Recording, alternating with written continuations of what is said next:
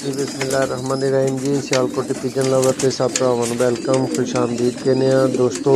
12 अदद प्रवासी बच्चे इंतहाई रिजल्ट वाले माँ बाप के दोस्तों बच्चे फार सेल ने। वीडियो नूं एंड तक वेखियो, तुहानूं इन्हां नूं फड़ के अच्छी तरह शक का भी शौक करवाने आ, तुहाडी तसल्ली करवाने आ। दोस्तों इन्हां च सलेटे एक मगर है, तुसीं सामने वेख रहे हो, टैडी बटेरे, 35 वाले बटेरे,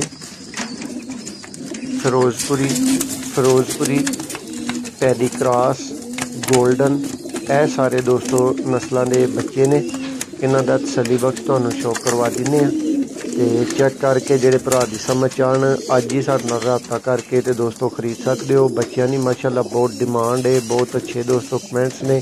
जेड़े भरावां नूं बच्चे जा रहे हैं उन्होंने बहुत अच्छे ख्यालात ने, उन्हां चों वीडियो भी असीं अपलोड कर रहे हैं चैनल ते, तुसीं वेख रहे हो।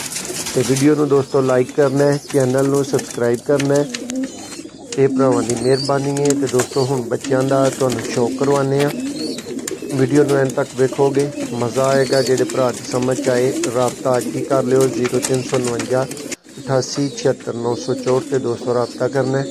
चेक करो दोस्तों, यह बच्चों का तुहानूं शौक तसल्ली बख्श करवान लगे हैं।